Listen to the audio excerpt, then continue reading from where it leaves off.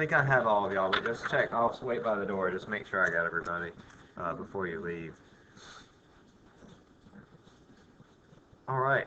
We did all the free response. I can do them, but we did them in class the other day, but I'm willing to do them again if y'all want. But are there any particular questions? I didn't get any from the email. Yeah.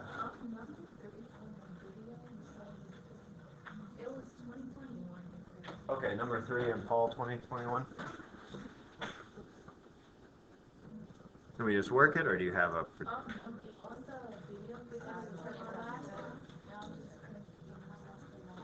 Wait, hold on, let me pull it up.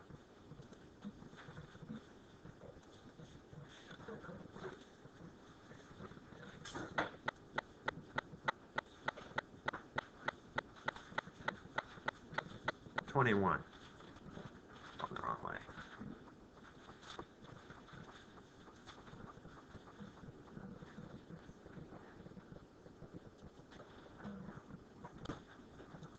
On this one, because I said it was inelastic.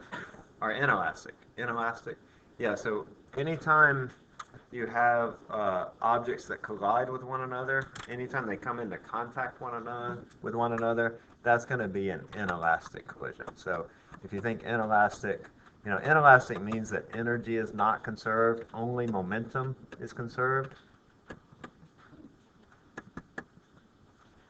So if that's the case, then, or when you have contact forces, then it's an inelastic collision. Let's double check that. Because this is fall 21, right? Isn't this the one that I said that I just cut and paste? Let me just make sure that that's true. Because I did tell you that.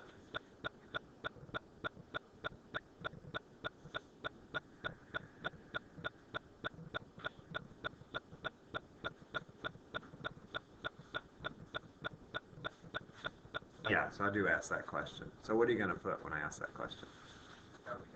Inelastic, right. All right. All right, what other questions? Yeah, Melissa? Okay, so for that same question, Uh-huh. all of them, like for 23, 22, and 21, you ask what's the total momentum, but you use a different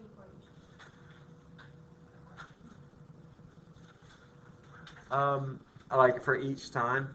Okay, yeah, so that might be true. I'd have to go look at the particular instances, but the total momentum is always going to be the sum of the individual momenta. That would be, in this case, mass of particle 1 times the initial velocity of particle 1. Well, I'll call this particle 1 and this particle 2, plus the mass of particle 2 plus, times the initial velocity of particle 2. Now it might be, I don't know, I have to look at those, that if one of the particles is not moving at all, then I don't have one of these terms. Like I would have this term. So it might look like a different equation because it doesn't have both of these terms, but it's still the same. I'm just not doing one because the speed is 0. That might be why they look different. For 23, you did that, so you did M1 plus M2 times V2O. Okay, yeah, let's look at that. So it's this. I'm doing the same thing. It just looks a little bit different. That was fall 23, you said?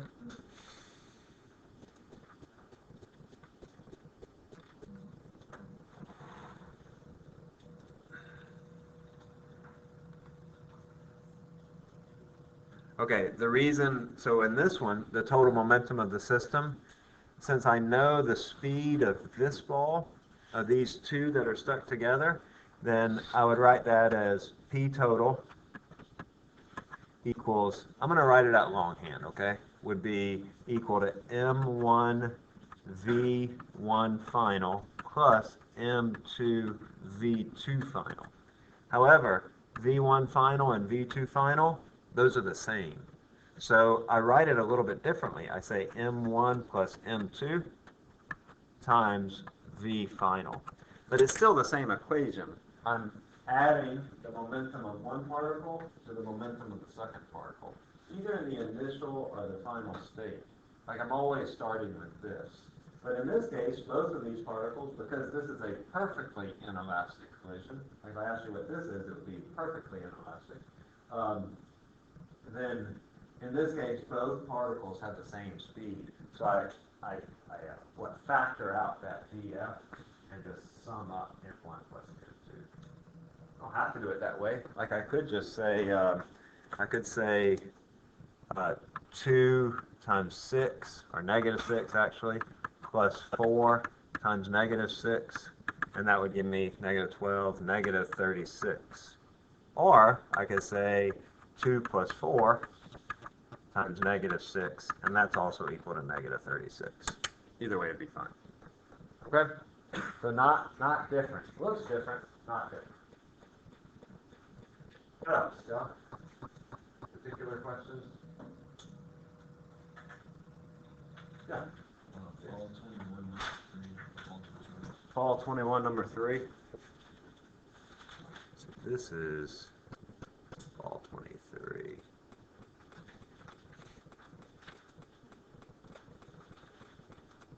Number 3, you said, right? Okay, good question. Maybe one of the more difficult questions, but you'll see one on the exam that'll be similar to this. You shouldn't be surprised. They're on every exam. I like to draw a picture, just help me to think about what it is that I'm looking for. I have this block. It has a certain speed, 4 meters per second. And it slides across this rough surface that goes a distance of 2 meters. That's that distance. And then at the end, it has a speed of 2 meters per second. So somewhere along the way, it had this kinetic energy, and then it slows down, and now it has this kinetic energy. So the way that I would write that is I would say the kinetic energy at the beginning minus the work that's done by friction is equal to the kinetic energy at the end. I have this kinetic energy. The frictional force takes that energy away, and then I have a remaining kinetic energy. Now, probably easiest just to put in my values here. I have 1/2 mv squared minus the work that's done by friction is equal to the frictional force times distance. We have to do a little bit of work here because we don't know the frictional force. In fact, I'm looking for the coefficient of kinetic friction. So I know further that that's equal to mu times the normal force times d, and further that's mu times m times g times d. Let me just step through what I did just there. The work is the force times the displacement. The frictional force is mu times the normal force times the displacement. And then the normal force is m times g. Because it's on a horizontal surface, there are no other forces. But that'll be the case that you'll see. You will see this problem. So if it doesn't make sense to you right now, go back home tonight and work through it several times. So that I put in that, I have mu m g d is equal to 1/2 mv f squared. The masses all cancel. I can get rid of all those. I do know the mass, but I don't need it. And then I can put in my values 1/2 of 4 squared minus mu times 10 times 2. Remember, I left off that end. 1/2 of 2 squared. And then I solve that for mu. That's 8 minus 2, 6 equals 6 divided by 20 equals mu. So it's 0.3. Y'all okay with this algebra? Let me know if you have trouble with that algebra. I can help you with it. Yeah. No, because the initial velocity is 4 meters per second. That's right here.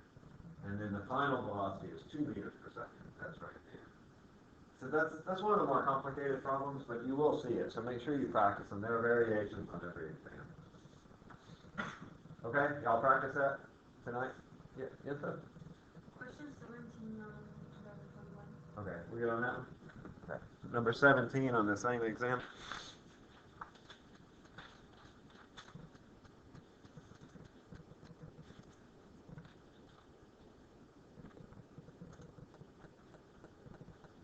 Okay, you're going to see one like this too. This is, I like to think of this as like impulse momentum problems, where I have this car that's traveling v initial at 22 meters per second, and it crashes into a wall. That collision takes 0.1 seconds, and then it rebounds at 2 meters per second. This is where you need to be careful here, because if it's rebounding, it's changing direction. So be really careful that with your signs there. In fact, remember what I said, that anytime you have a rebound, you're taking a what, not a what? A sum, not a difference, right? So even though delta V is a VF minus V initial, because of the way the signs are different, it will cause you to have a sum of those two numbers. So be really careful with your signs, because that's where students are going to mess up, that they won't get the signs right. Let's see, I know that the mass is 1,000 kilograms, and then I know that Newton's second law is F equals delta P over delta T, and that's what I'm looking for. I'm looking for the force. So I can say that that's equal to M delta V over delta T, which is equal to 1,000 kilograms times V final minus V initial minus 2 minus 22 divided by delta T, which is 0.1. So that's 24,000 divided by 0.1, which is 240,000. But notice here that if you didn't get these signs right, like if you had minus 2 plus 22, or plus 2 minus 22, or you messed up the sign somehow, that you wouldn't have gotten 240,000, you would have gotten 200,000, which is also an answer. Okay, so really careful with your signs. That's in the momentum problems. You have to be very meticulous about watching those signs. Write down everything, okay, and make a note of it. Check the signs or whatever on the top of your test. Good. What else, y'all? Other particular questions, Megan? Number 2, fall of 2019.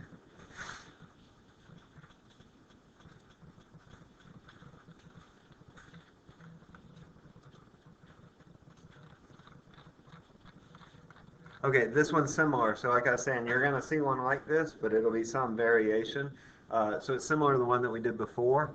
It's a little bit easier, this one is, because I have a box that's traveling. It has a certain kinetic energy. It goes through a certain distance. I don't know what that distance is, but I know that at the end, that the kinetic energy is equal to 0. So I set it up the same way that I did before. The kinetic energy initial minus the work done by friction is equal to the kinetic energy final. That's going to be 1/2 of mv squared minus the frictional force, which is mu times the normal force times distance, is equal to 0. It's 0 because it says that it comes to rest. With me so far? Let me just step back to what I did. It starts with some kinetic energy. It loses some of that energy due to the work that's done by friction, and that's equal to the final energy, but because it comes to a rest, that's going to be equal to 0. Next step is to figure out what this work done by friction is. It's the frictional force, which is mu force normal, times the distance over which it acts. The next step is to recognize that that normal force is just the weight of the object. So I have 1/2 mv squared minus mu mg times d equals 0. So I didn't give the mass of the box here. That might have tripped you up because I didn't give the mass. If you got to this point, you're like, oh, what's the mass? But I don't need the mass because it goes away. I can cancel it through in both terms because they're in every term. And it's not in the 0 term, but I can divide 0 by any number, and that's still 0. And then I solve for d. I have 1/2 of 6 squared minus 0.2 times 10 times d equals 0. So that's 18 minus 2d equals 0. So it's equal to 9 meters. Megan?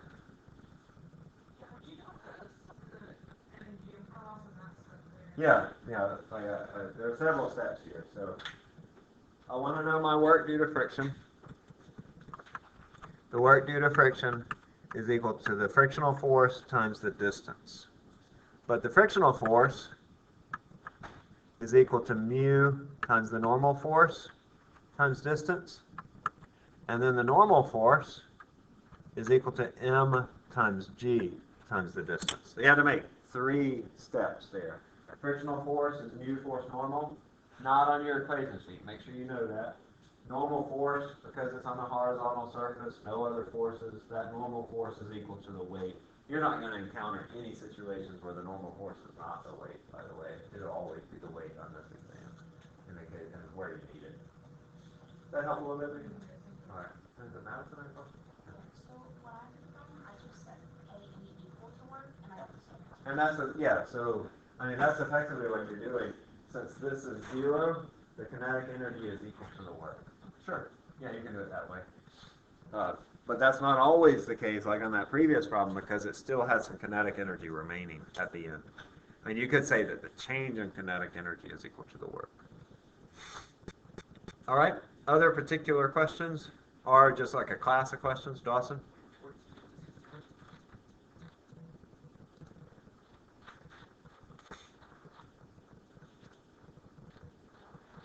Not on the exam. Not on the exam. That's chapter 7. I can put it on your exam. No. Can you do 5 and 21? 5 on 21.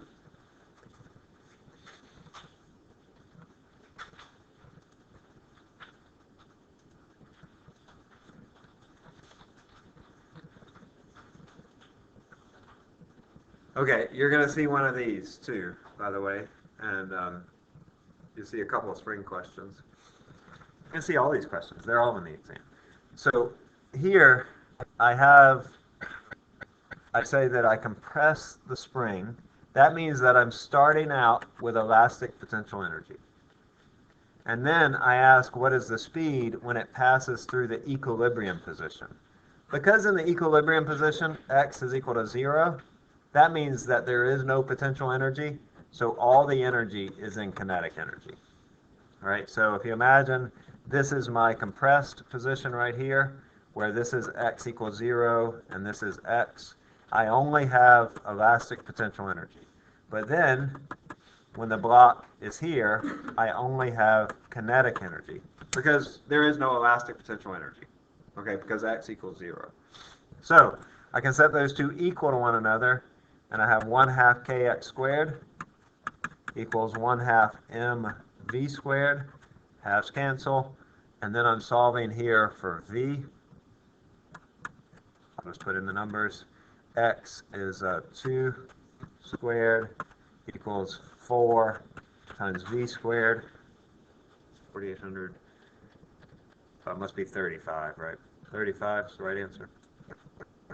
Is that okay? Yeah.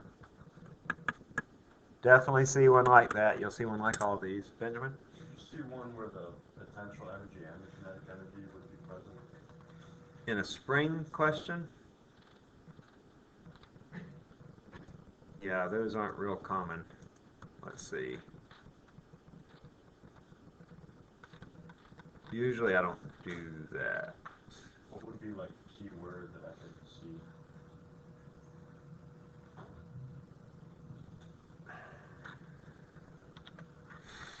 Where I can't think of any instance where I've given that. Where you have both elastic potential energy and kinetic energy.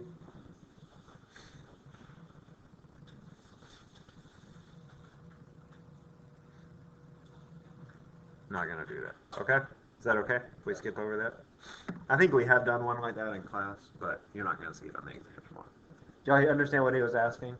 He asked, is there one where you have both elastic potential energy and kinetic, that's not a good example, elastic potential energy and kinetic energy? So like for example, if this is the equilibrium position, and say it has some velocity here, 2 meters per second, at some displacement x equal whatever, what is the x in that point? In which case you would have both kinetic energy plus potential energy at this location. But not going to see that on the exam. Yeah, 2018. Mm-hmm.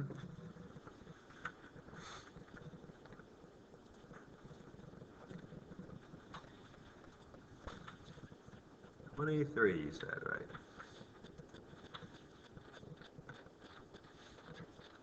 Okay, so this is an impulse or Newton's second law problem. It's just asking for something different here. I'm asking for the time, how long. So I want to know the time. I know that the force is 100 newtons. The mass is 25. And the speed goes from 20 to 30. So VI equals 20, VF equals 30. Notice, not a rebounding problem, right? It's just increasing its speed. So when I take the difference, it's actually going to be a difference. So I say F equals delta P over delta T. That's 100 equals the delta P here is M times VF minus VI. So that's M, which is 25, VF minus VI, that's 30, minus 20, divided by T.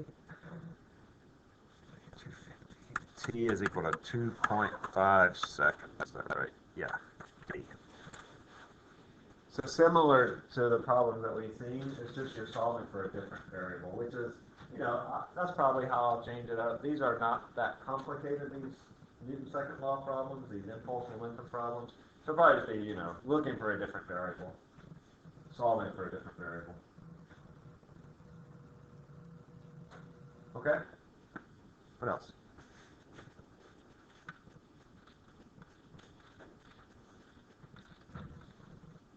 Particular questions? Art, Yenta? The first free response or first multiple choice? Oh, it didn't have, right. Oh yeah, so this is another type of problem that you'll see. Actually, this is going to be on your free response, something like this. This was back before I used to do free response. So you'll have, a free response with an inclined plane, and I'll ask you a series of questions, and this will be one of those questions. This has a 3 meters high, 5 meters long, and then it says that the frictional force is 10 newtons. And I just want to know how much work does friction do. The kid starts up here, ends down here, does not lose his toe, hopefully. Did that scar y'all, that story? Yeah. Y'all go to the dean and complain about me? No? Okay. You can, that's fine. I don't know what he's going to do about it, but you probably think it's funny. So anyway, the work is equal to F times D. The frictional force that's acting is 10 newtons. The distance is 5 meters, and so the answer is 50 joules. All right, you will have that in a free response, and so remember, it's just like that fall 21. I'm pretty sure I asked that exact question. How much does it, I'll see you just a second. How much work does it do over that time? All right, what you got? What is this? I think it's 2019, right? Yeah. All right, what else? Yeah, Jamie? 14 from number 22.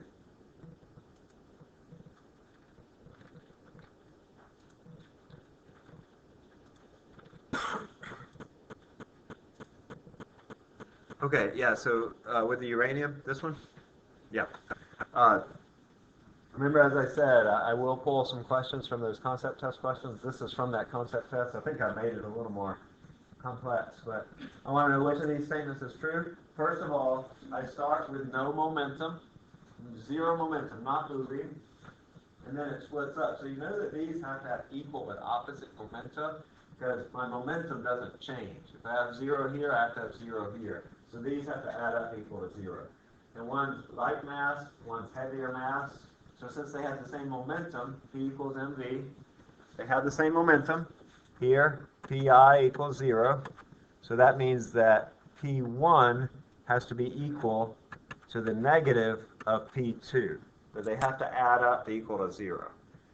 Since P is equal to mv, if I have a light mass, that means it has a high velocity. They both have the same momentum, so the one with less mass will be traveling faster. So those are the big ideas. Let's look at it. The lighter and heavier particles have the same momentum. Yes, they do. They're in opposite directions, but the same momentum magnitude of it. The lighter fragment has a higher speed. Is that true? Yeah, if m is small, that means v is big. So that's true. The heavier fragment has more momentum.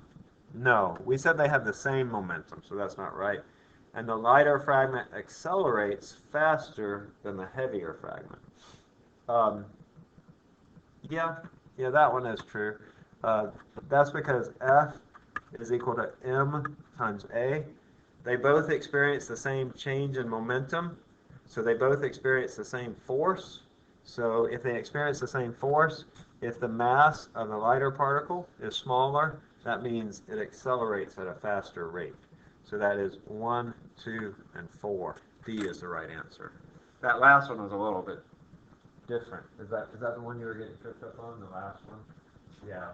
Think about Newton's second law, that if the lighter fragment gets to a higher speed in the same amount of time, so it accelerates faster. Or if you think about it this way, if the mass is small, that means the acceleration is big.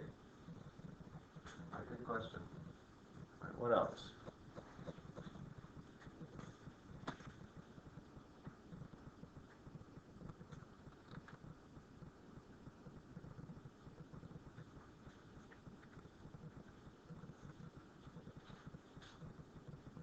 Yeah. Yeah, of course.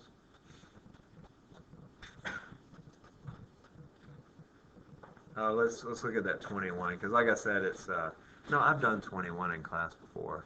The others are like it. All right, let's do this one. This is fall 23. We'll do this free this no, let's go to 21 because it'll have all the questions that I ask you. When I have 4 questions, I ask fewer questions per.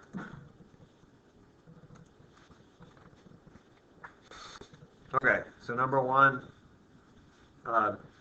thing is, make sure that you know what's happening at the beginning. I don't think that I put all these labels on it like I have here. So just, it says it in the text, I'm pretty sure. I mean, it does say it in the text, but yeah. Yeah, I don't put all those. Oh, yeah, I do. I do put labels on it. Just make sure you're clear. Does it have kinetic energy or not at the beginning? So here I want to know what type of energy does it have at point B. At point B, when it's at the bottom, where H is equal to 0, it only has kinetic energy. Because H is equal to 0, it doesn't have any potential energy. So point A, or question A, just kinetic energy. For B, I want to know the velocity at point C. So I'm going to take the energy at A and set it equal to the energy at C. At A, because I know the speed and I know the height. I just have a position where I know what type of energy it has. So I say the kinetic energy, that's 1/2 of m, oh, is that a 2? Yeah, 2 squared, that's the velocity, plus m times 10 times 10 meters, that's the height right there. That's equal to 1/2 mv squared plus m times 10 times 7. And then I solve that for v. Get rid of all my m's. They all cancel out because there's 1 in every term. Only because there's 1 in every term. So I have 2 plus 100 equals 1/2 v squared plus 70. And then 102, 32, 64. V is equal to the square root of 64, which is equal to 8 meters per second. And then finally, at point E, the cart comes to a stop. So up here, V is equal to 0. That means it only has what type of energy? Potential. So I say, I do the same first part of that equation. Oh, this is C, sorry. 1/2 of m2 squared plus m10 equals m10 times h. That's the potential energy at point E. Then the masses all cancel. I have 2 plus 100 equals 10h. So h is equal to 10.2 meters. All right, good. Then this next question, I want to know what energy is lost due to friction as it moves down the inclined plane. Look, I situated it the same way on the paper. I intended for you to sort of use, this space to solve this problem. Well, it doesn't really take that much work, really. This is not that difficult of a problem, actually. So here, the energy that's lost is just equal to F times D. That's going to be the frictional force, which is 5 newtons times 5 meters, is equal to 25 joules. And that's part A. And then part B, it starts with a certain amount of potential energy. It loses the work due to friction, and then it ends with a certain amount of kinetic energy. I'd write that equation like this. PE minus the work done by friction is equal to the final kinetic energy. That's going to be mgh minus F. Actually, I know what F is, don't I? F times D is equal to 1/2 mv squared. Notice I cannot cancel my masses here because there's not one in every term, so I can't cancel my masses. So it's going to be 10 times 10 times 3. This is my height. Don't get it confused with the other numbers, the 4 or the 5. Minus 5 times 5, although I know that number is 25, is equal to 1/2 of 10 times v squared. That's going to be 300 minus 275 divided by 5.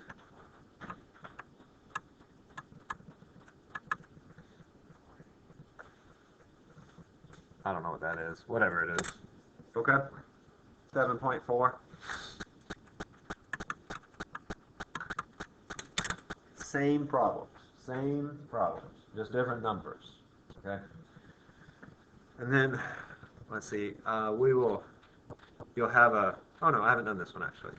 So I want to know what type of collision. This is an inelastic. If they stick together, that's a perfectly inelastic collision. You got that? Like if you just put inelastic, I would give you partial credit. But if they stick together, perfectly inelastic. If it's you, I'm going to count everything off. Everybody else, I'll give them full credit. No, Clay, I'm joking. If you spell it, you're not going to spell it wrong. Perfect or inelastic? Both. Okay. Whatever. Spell it. You can just phonetically sound it out. Okay, so get that right. What is the total momentum of the system? Just pick the initial or final state. The initial or final state where you know both velocities. So the total momentum here would be 1 times 2 plus 3 times what? Not 4. Negative 4. Right. That would be half. I give you half credit if you get that sign wrong. 2 minus 12 is negative 10 kilogram meters per second. All right, so that's part B. And then part C is what is the final velocity. I take that initial momentum and set it equal to the final momentum.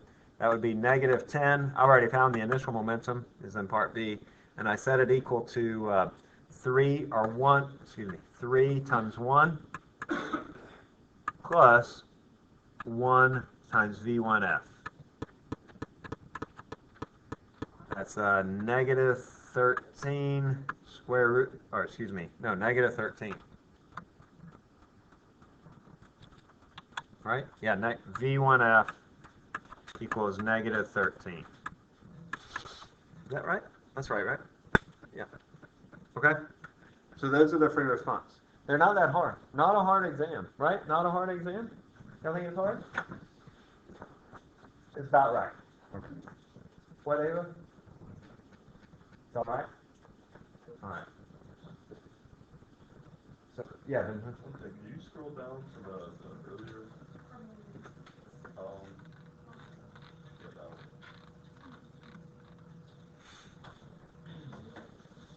You step back through. So here I just want to know the work that's done by friction. That's just the force times the distance, the displacement. And then here I wanted to know the speed when it gets to the bottom. So I said the potential energy at the top minus the work that's done all becomes kinetic energy at the bottom. Wait, that 10 right there, why is it 10? Whereabouts? To the left a little bit, the 1/2 10, v squared. This is the mass. Yeah. Oh, I thought it was. Yeah, the mass is 10 kilograms. G is 10 as well, right? So I have a bunch of 10s floating Okay, around. well, I thought it was 4. Yeah. It's good to put your units in. I don't always do that because I'm lazy, but it helps you if you keep your units in because it helps you to figure out, what numbers are what. But I get kind of lazy with that. All right. Other questions, y'all?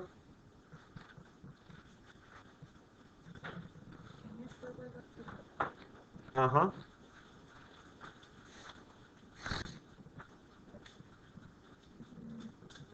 So to find you said P total equal to the initial. Yeah, it depends. Okay. I just chose the initial because I know everything about the initial state. Right. I wouldn't use this one though. If I knew the velocity of this one that was given, I could use that. And sometimes that's the case. I switch it up. Is it initial? Is it the final state where you know the velocities? Okay. Okay. All right. Going. Let me make sure.